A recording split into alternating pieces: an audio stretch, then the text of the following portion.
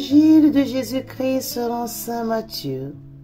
Jésus et ses disciples, approchant de Jérusalem, arrivèrent en vue de Bethphagée sur les pentes du mont des Oliviers. Alors Jésus envoya 2 disciples en leur disant : « Allez au village qui est en face de vous. Vous trouverez aussitôt une ânesse attachée et son petit avec elle. Détachez-les et amenez-les-moi. Et si l'on vous dit quelque chose, vous répondrez : le Seigneur en a besoin. Et aussitôt on les laissera partir. Cela est arrivé pour que soit accomplie la parole prononcée par le prophète. Dites à la fille de Sion : voici ton roi qui vient vers toi, plein de douceur, monté sur une ânesse et un petit âne, le petit d'une bête de somme. Les disciples partirent et firent ce que Jésus leur avait ordonné. Ils amenèrent l'ânesse et son petit, disposèrent sur eux leurs manteaux, et Jésus s'assit dessus. Dans la foule, la plupart étendirent leurs manteaux sur le chemin. D'autres coupaient des branches aux arbres et jonchaient la route.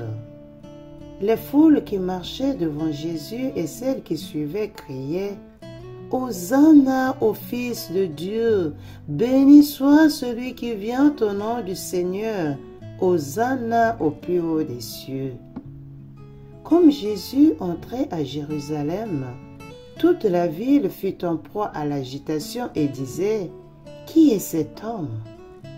Et les foules répondaient : « C'est le prophète Jésus de Nazareth en Galilée. » Acclamons la parole de Dieu.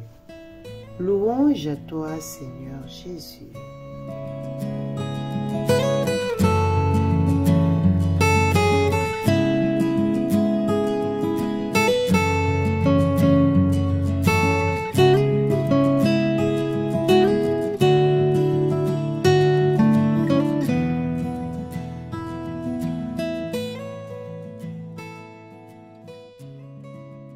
Dites à la fille de Sion : voici ton roi qui vient vers toi, plein de douceur, monté sur une ânesse et un petit âne, le petit d'une bête de somme. Cette prophétie interprète et claire le geste que fait Jésus en entrant à Jérusalem.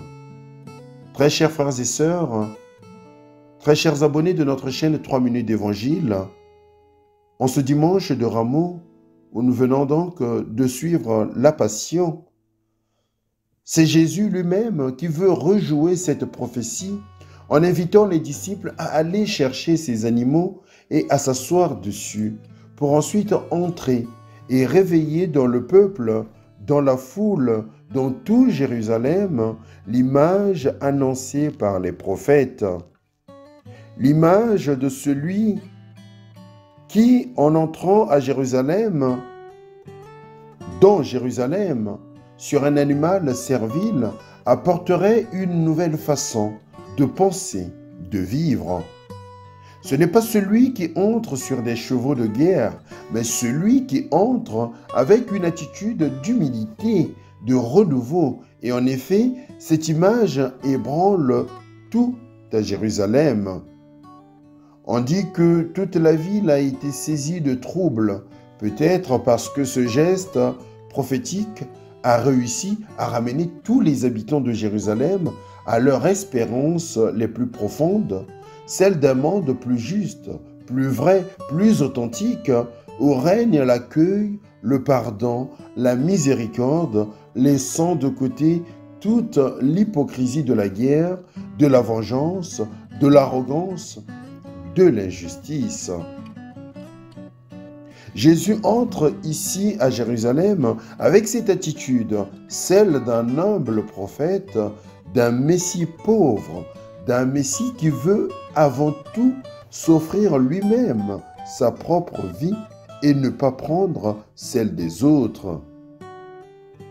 C'est ce que nous allons donc contempler en ces jours que nous allons vivre. La semaine sainte est un temps où le Seigneur nous manifeste la manière de penser de Dieu et ce que Dieu fait pour que nous puissions nous aussi transformer notre temps, nos villes, en un lieu où passe son amour, sa miséricorde. Suivons donc le mystère de cet humble prophète qui rentre à Jérusalem, qui entre dans nos vies. Demandons-lui, chers frères et sœurs, que nous soyons ses disciples, porteurs donc de la miséricorde pour tous ceux que nous rencontrons. Que l'amour, la paix et la passion du Christ habitent en nous, nous accompagnent chaque jour de notre vie, aujourd'hui, maintenant et pour les siècles des siècles. Amen. Le Seigneur soit avec vous et bon dimanche à tous.